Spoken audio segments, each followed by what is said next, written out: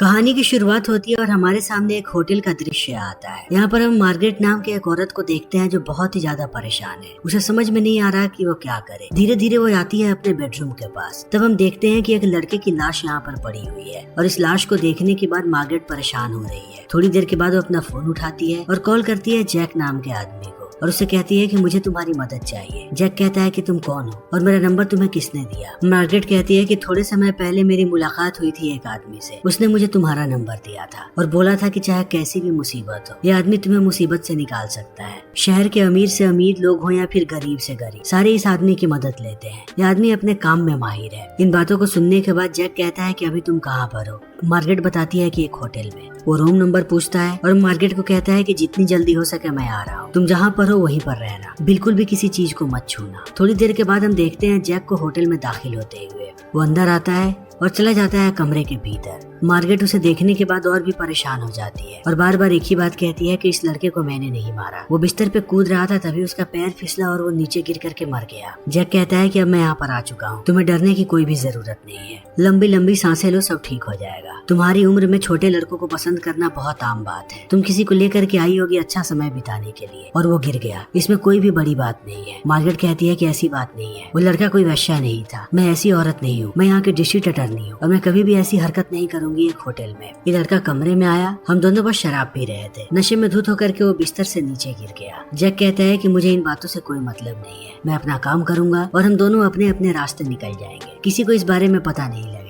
वो मार्गरेट को कहता है कि वो एक जगह पे चुपचाप बैठ जाए। इतना कहने के बाद वो अपने कपड़े उतारता है और ग्लव्स पहनने लगता है ताकि वो लाश को क्लीन कर सके। लेकिन काम शुरू करने से पहले यहाँ का दोबारा दरवाजा बजता है। इन दोनों को समझ में नहीं आता कि कौन आया होगा। जैक मार्गरेट को कहता है कि जा करके दरवाजा खोलो और ऐसे बिहेव करना कि जैसे कुछ नहीं हुआ है। मार्गरेट जैसे ही दरवाजा खोलती है हम देखते हैं कि निक नाम का आदमी आया हुआ है। वो चला आता है कमरे के अंदर और अंदर आने के बाद मार्गरेट को कहता है कि डरने की कोई जरूरत नहीं है, मैं सारी चीजों को ठीक कर दूंगा। वो भी ग्लव्स पहनना शुरू कर देता है। तब जैक मार्गरेट से कहता है कि आदमी कौन है और तुमने इसे यहाँ पर क्यों बुलाया है। मार्गरेट कहती है कि मैंने इसे नहीं बुलाया और न ही मैं इसे जानती हूँ, मुझे पता नहीं कि वो यहाँ पर क्यों आया है। तब जैक यही सवाल निक से पूछता है। इन बातों को सुनने के बाद निक इशारा करता है कैमरे की तरफ, फिर बताता है कि इस होटल की मालकिन का नाम है पैम। उसने जिंदगी भर मेहनत करके इस होटल को बनाया है। वो नहीं चाहती कि उसके होटल पर कोई भी दाग लगे। अगर बाहर ये बात आएगी कि उसके होटल के अंदर लाश मिली है तब उसका होटल बंद भी हो सकता है, इसीलिए उसने मुझे भेजा है ये सब कुछ क्लीन करने के लिए। वो मार्गरेट को कहता है कि आप शांत बैठ जाओ। मार्गरेट कहती है मगर मैंने उसे बुलाया है क्लीन करने के लिए। निक कहता है कि मुझे पता है, मगर पैम ने मुझे कहा कि मैं आकर के इसकी मदद करूं और हम दोनों मिलकर के जितनी जल्दी हो सके इस काम को पूरा कर लें। इन बातों को सुनते ही जैक कहता है कि तुम्हें शायद गलतफहमी हुई है, मैं हमेशा से अकेले काम करते आया हूँ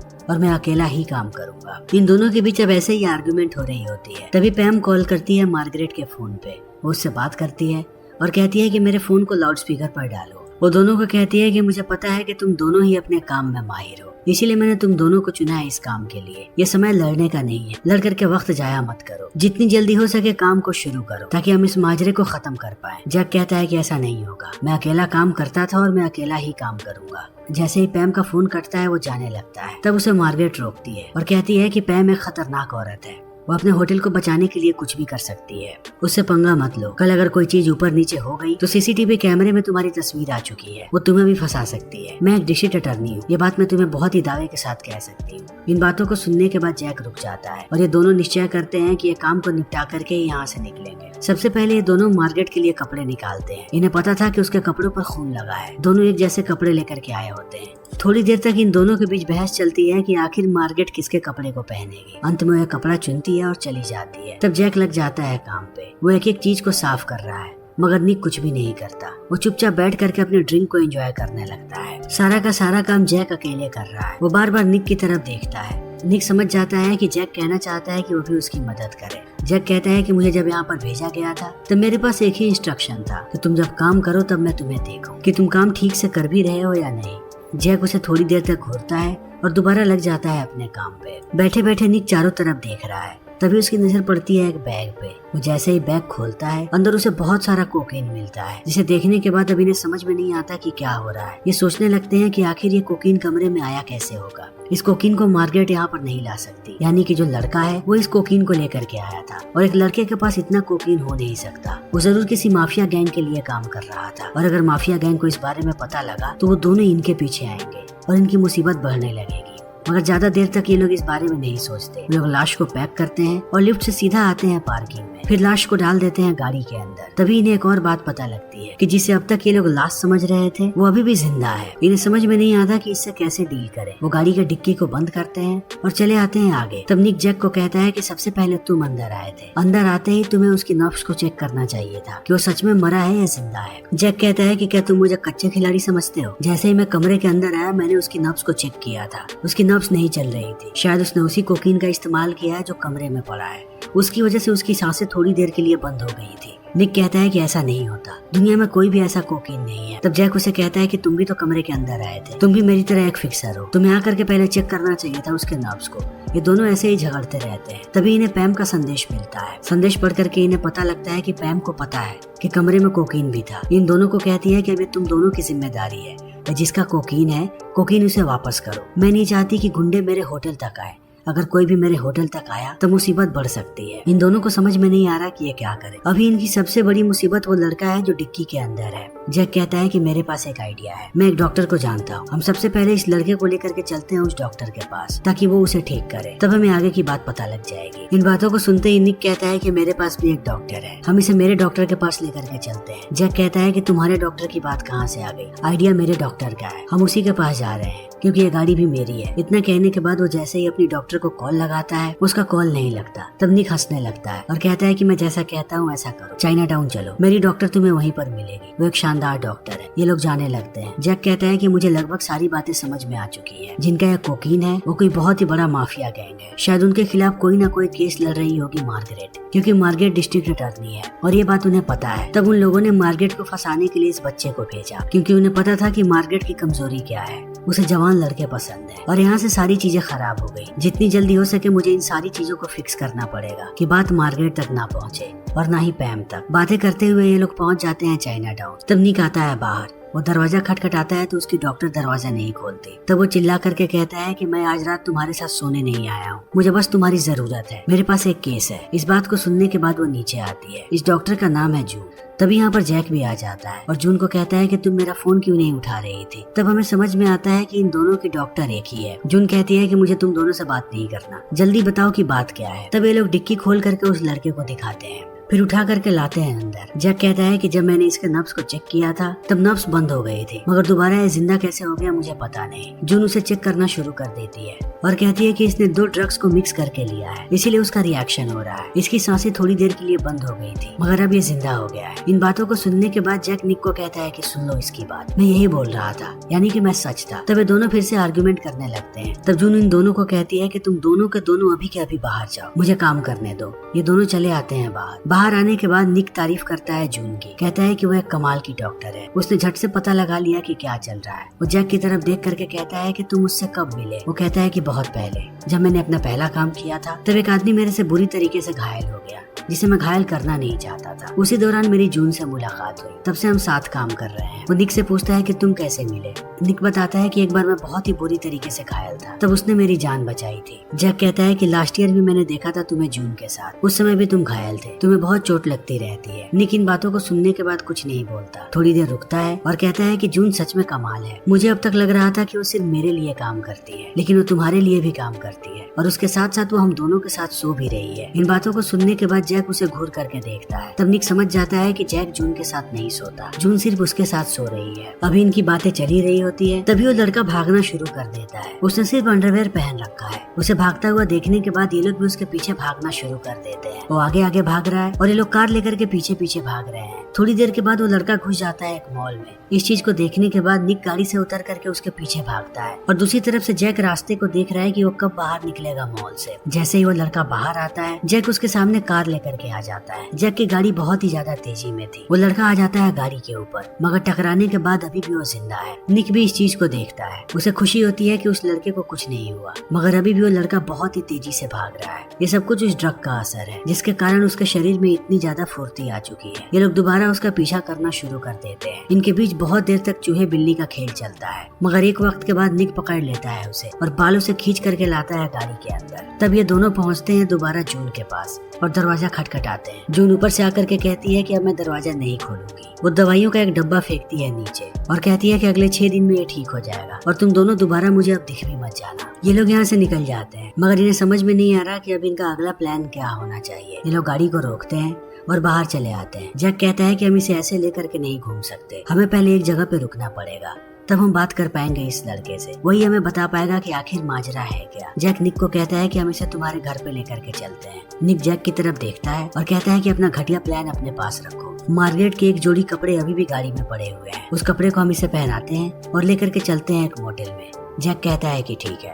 अब ये लोग पहुंच जाते हैं मोटेल में। अंदर आते ही ये लोग इस लड़के को कहते हैं कि जल्दी से सारी चीजें बकना शुरू करो कि आखिर तुम कौन हो और होटल तक कैसे पहुंचे और इतना सारा कोकीन तुम्हारे पास क्या कर रहा है। इन बातों को सुनने के बाद ये लड़का कहता है कि मेरा नाम एलेक्स है और ये कोकीन मेरा नहीं है। इन बातों को सुनने के बाद ये लोग भड़क जाते हैं और मारने दौड़ते हैं उसे। तब वो इन्हें रोकता है और कहता है कि मैं तुम्हें पूरी सच्चाई बताता हूँ। मेरा एक दोस्त है, हाल ही में उसकी माँ की मृत्यु हुई थी, तब मैं उसके पास गया। वो कुछ भी नहीं कर रहा था। तब मैंने उसे कहा कि अगर तुम्हारा कोई काम हो तो मुझे दे दो। उसने मुझे बैग दे दिया जिसके अंदर कोकीन था। मैं डर गया क्योंकि मैं ये काम नहीं करता। उसने कहा मुझे कि एक क्लब में जाना पड़ेगा, वहाँ पर तुम्हें एड्रेस मिलेगा कि इस बैग को कहाँ पर पहुँचाना है। तब मैं चला आया उस क्लब में। क्लब में आने के बाद मैंने बहुत सारी लड़कियों को देखा। सारी लड़कियां उस दिन मेरे में इंटरेस्टेड नजर आ रही थी। तब मैं उनके साथ जाकर के डांस करने लगा। डांस करते वक्त मेरी मुलाकात हुई मार्गरेट से। वो एक अच्छी औरत है। उसने मुझसे प्यार से कहा कि मेरे कमरे में चलो। तब मैं उसे मना नहीं कर पाया, मगर जैसे ही मैं कमरे के अंदर दाखिल हुआ एक बार फिर से मेरी हालत खराब होने लगी। तब मुझे अपने दोस्त जॉन की बात याद आई। उसने बताया था इस ड्रग्स के बारे में कि ये कमाल का ड्रग्स है। तब मैंने ड्रग्स ले लिया। उसके बाद जो कुछ भी हुआ मुझे कुछ भी याद नहीं है। अब इन लोगों को भी सारा माजरा समझ में आ गया है। निक उससे कहता है कि मुझे ये बात बताओ कि तुम्हें ये सारा ड्रग्स कहाँ पहुँचाना था। एलेक्स कहता है कि मुझे पता नहीं। उस क्लब के अंदर मुझे पेजर पे वो मैसेज आने वाला था और वो पेजर क्लब के अंदर ही छूट गया। जैक कहता है कि अभी भी देरी नहीं हुई है, हम तीनों क्लब चलते हैं। ये लोग जाने लगते हैं क्लब की तरफ। रास्ते में एलेक्स इन दोनों को कहता है कि तुम दोनों भाई की तरह लगते हो, एक जैसे बात करते हो और तुम्हारा स्टाइल भी एक जैसा है। इस बात को सुनने के बाद ये दोनों भड़कने लगते हैं क्योंकि इन्हें लग रहा था कि इनका स्टाइल यूनिक है, ये सबसे अलग है। ये लोग पहुंच जाते हैं क्लब के पास। तभी इनकी नजर पड़ती है दिमित्री नाम के एक रशियन माफिया पे, जिसे देखते ही दोनों की हालत खराब हो जाती है। ये छुपने लगते हैं उससे कि कहीं उसकी नजर इन पे ना पड़ जाए। ये दोनों एक दूसरे को छुपते हुए देख लेते हैं। तब एक दूसरे से पूछते हैं कि क्या तुमने भी दिमित्री के लिए काम किया है। ये दोनों कहते हैं कि हाँ। अब इनका दिमाग खराब होने लगता है क्योंकि इनके काम का एक नियम है कि इन्होंने जो भी किया हो ये बात कभी किसी को भी पता ना लगे। अगर दिमित्री ने इन दोनों को साथ देख लिया वो समझ जाएगा कि इन दोनों ने एक दूसरे से बात की है, यानी इन दोनों को पता होगा कि दिमित्री ने किसे मारा है और किस किस को इन लोगों ने ठिकाने लगाया है। और इस बात का आभास होते ही दिमित्री दोनों को मार देगा। अब ये बात कहीं ना कहीं एलेक्स को भी पता लग गई है। वो इन्हें कहता है कि तुम दोनों गाड़ी के अंदर ही रहो, मैं अंदर जाता हूँ और पेजर लेकर के आता हूँ। ये दोनों कहते हैं कि नहीं, जाएंगे तो तीनों साथ जाएंगे। फिर ये प्लानिंग करते हैं कि ये पीछे के रास्ते से अंदर घुसेंगे और घुस भी जाते हैं। अंदर जाते ही ये लोग देखते हैं कि क्लब के अंदर बहुत बड़ी पार्टी चल रही है। तब तीनों अलग हो जाते हैं, मगर दोनों की नजरें एलेक्स पर है। अंदर अब दिमित्री भी आ चुका है जो पार्टी को एंजॉय कर रहा है क्योंकि आज उसकी बेटी की शादी है और उसी की पार्टी चल रही है। थोड़ी देर के बाद एलेक्स जाता है काउंटर पे और वो ड्रिंक मांगता है। जैसे ही वेटर ड्रिंक लाने जाता है वो अंदर घुस करके अपने पेजर को निकाल लेता है और इस चीज को देख लेता है दिमित्री का आदमी। उसे लगता है कि ये लड़का यहाँ पर जासूसी कर रहा है। वो एलेक्स को लेकर के जाने लगता है बाहर। इन दोनों को लगता है कि कुछ गड़बड़ ना हो जाए, उससे पहले इन्हें भी बाहर जाना पड़ेगा। ये दोनों जैसे ही आगे बढ़ते हैं बीच के डांसर्स उन्हें पकड़ लेते हैं।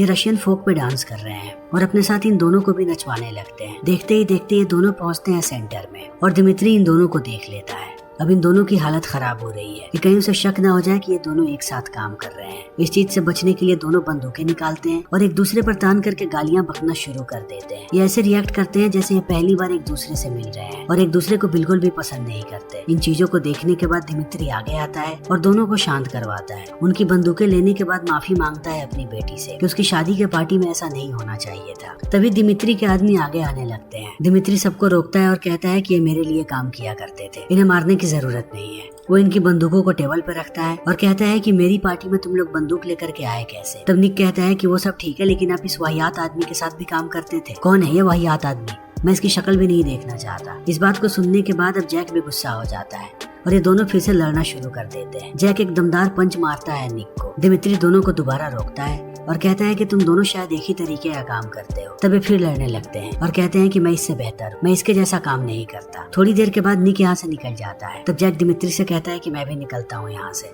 मैं शादी का माहौल और खराब नहीं करना चाहता। जैसे ही वो निकलता है, दिमित्री के आदमी की नजर पड़ती है उनकी बंदूकों पर जो बिल्कुल एक जैसी है। तब उसे भी शक होने लगता है कि कहीं ये दोनों एक साथ तो काम नहीं करते। ये दोनों अब आ चुके हैं बाहर। सबसे पहले जैक पहुंचता है गाड़ी के पास। वो देखता है कि एलेक्स यहीं पर है और वो ठंड में कांप रहा है। एलेक्स निक को कहता है कि अभी भी पेजर पे एड्रेस नहीं आया, मुझे भूख भी लगी है, क्या हम कहीं खाना खा ले। ये लोग आकर के बैठ जाते हैं एक रेस्टोरेंट में खाना खाने के लिए। खाना खाते समय एलेक्स कहता है कि मैं भी तुम लोगों की तरह फिक्सर बनना चाहता हूँ, इसके लिए क्या करना पड़ेगा। मगर ये दोनों इस बात का कोई जवाब नहीं देते। एलेक्स कहता है कि अगर मैं फिक्सर का काम करूंगा तो मुझे भी एक पार्टनर चाहिए, तुम दोनों एक साथ बड़े अच्छे लगते हो, मुझे भी तुम लोगों जैसा ही कोई पार्टनर चाहिए। इतना कहने के बाद वो वॉशरूम चला जाता है। तब ये दोनों बातें करना शुरू करते हैं। जैक कहता है कि वो ड्रग सारा का सारा अल्बेनियन माफिया का है, मगर वो पेजर हमें मिला दिमित्री के होटल में। अगर जरा सा भी मामला ऊपर नीचे हुआ तो एक गैंग वॉर होगा दिमित्री और एल्बेनियन माफिया के बीच में, और वो सबसे पहले मारेंगे इस लड़के को। निक कहता है कि हमें उसे बचाना चाहिए। जैक कहता है कि बिल्कुल भी नहीं, अगर ऐसा कुछ भी होता है तो हमें दूर रहना है। वो लोग एलेक्स को मारेंगे और हमारा काम वहीं पे खत्म हो जाएगा हमेशा के लिए। निक को भी आइडिया अच्छा लगता है। इसी बीच पेजर बजता है जिस पे एड्रेस आता है एक फैक्ट्री का।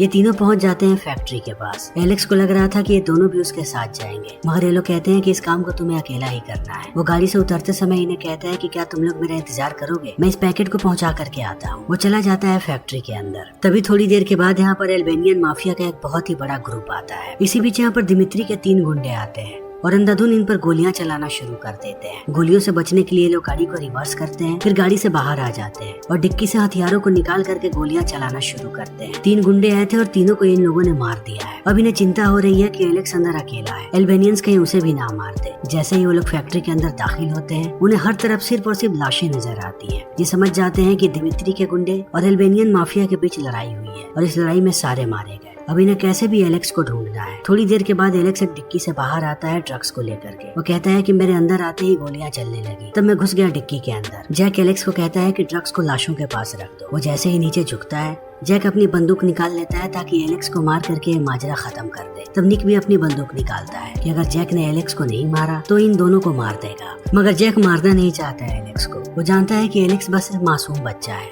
जो अपने दोस्त की मदद कर रहा था। वो बंदूक हटाता है, तभी निक गोली चलाता है और गोली जाकर के लगती है ड्रग्स के ऊपर, जिसके अंदर हमें एक ट्रैकर नजर आता है। यानी इसी की मदद से वो लोग अब तक इन्हें ट्रैक कर रहे हैं। निक कहता है कि पैकेट के ऊपर गोली लगना बहुत ही जरूरी था, वरना उन्हें लगता कि ये कैसे हो सकता है। वो एलेक्स को लेते हैं और लेकर के चले आते हैं उसके घर पे। उसके घर पे वो मिलते हैं एलेक्स के पिता से, जो इन्हें कॉफी पिलाते हैं और पूछते हैं कि आखिर क्या हुआ है। ये दोनों सच्चाई बता करके यहाँ से निकल जाते हैं। अब एलेक्स के पिता की हालत खराब है कि उसका बेटा किन माजरों में फंसा हुआ था। अब सुबह हो चुकी है। ये लोग ब्रेकफास्ट करने लगते हैं और खुश हैं कि इन लोगों ने इस केस को खत्म कर दिया। इन्हें इस बात की भी खुशी है कि एलेक्स कभी भी अपना मुंह नहीं खोलेगा और ये बात कभी भी बाहर नहीं आएगी। अब जैक यहाँ से जाने वाला है। जाते समय वो निक को कहता है कि तुम इस काम को करने के लिए क्यों मान गए। निक कहता है क्योंकि मुझसे पैम ने कहा था कि एक मर्द अपने वादे को कभी नहीं तोड़ता, तुम्हें मार्गरेट को बचाना पड़ेगा। इस बात को सुनते ही जैक भी चौंक जाता है क्योंकि पैम ने मुझसे भी यही बातें कही थी। फिर ये लोग पूछने लगते हैं एक दूसरे के हैंडलर के बारे में और अंत में इन्हें एहसास होता है कि इन दोनों का हैंडलर भी एक ही है। अब इन्हें ये बात समझ में नहीं आ रही कि आखिर इनका हैंडलर ऐसा क्यों करेगा, एक ही काम पे इन दोनों को एक साथ कैसे भेजेगा। उसे शायद पूरी बात पता थी, उस ड्रग्स के बारे में भी